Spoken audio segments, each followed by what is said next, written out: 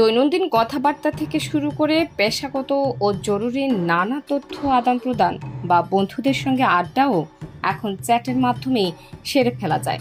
অনেকে তো আজকাল মুঠোফোনে কথা বলা বা সামনাসামনি আড্ডার চেয়েও চ্যাটিংকে বেশি পছন্দ করেন। বিশেষ করে অন্তর্মুখী চরিত্রের লোকজনের জন্য চ্যাটিং সামাজিকতা এবং সম্পর্কের নতুন এক দুয়ার খুলে দিয়েছে বলা যায়। ইনবক্সে পাওয়া যে কোনো লিঙ্কে ক্লিক এখন পর্যন্ত সবচেয়ে বেশি বিপদে আমরা পড়ি এই কারণে। আপনার অ্যাকাউন্ট হ্যাক হওয়া থেকে শুরু করে আপনার ব্যক্তিগত তথ্য বেহাত হওয়ার পেছনের অন্যতম কারণ হলো ফিশিং সাইটের লিঙ্ক।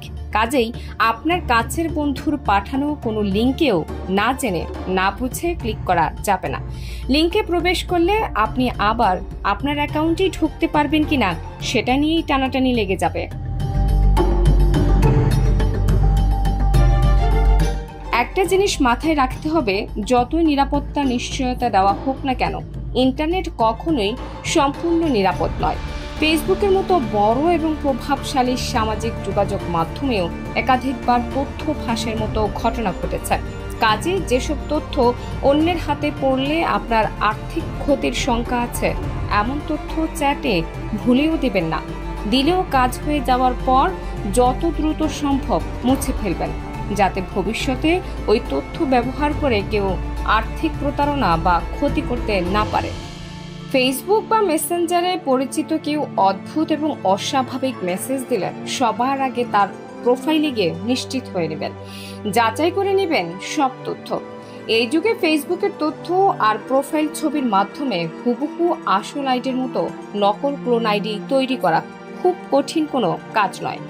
কাজেই শুধু প্রোফাইলের ছবি দেখে কারোর সঙ্গে লেনদেনে যাবেন না। পরিচিত কেউ ইনবক্সে টাকা ধার চাইলে আগে ফোন দিয়ে নিশ্চিত হয়ে তারপর লেনদেন করবেন। বন্ধুদের আড্ডায় অন্য কোনো বন্ধুর সমালোচনা করা আমাদের অনেকেরই অভ্যাসেই আছে। সামনাসামনি কারো অযৌক্তিক সমালোচনা করাও খারাপ, তবে ইনবক্সে কারো সমালোচনা করা মানে স্থায়ী একটা শত্রুর বীজ বপন করে দেওয়া।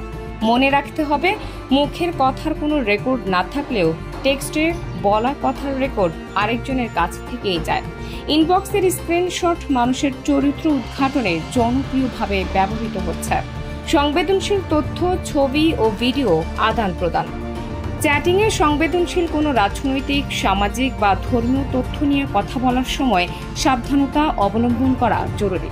মাথায় রাখতে হবে, এই কথোপকথনের অংশবিশেষ ব্যবহার করে কথার ভুল মানে বের করা সম্ভব, আপনাকে বিপদে ফেলাও সম্ভব। কাজে ইনবক্সে এসব কথাবার্তা বলার ব্যাপারে সাবধান থাকুন। একই সঙ্গে সহিংস বা সংবেদনশীল ছবি বা ভিডিওর ব্যাপারেও সাবধান। এমনকি এই ধরনের বার্তা পাঠালে আপনার আইডি স্থায়ীভাবে বন্ধ করে দেওয়া হতে পারে। এ ধরনের কাজ থেকে বিরত থাকুন।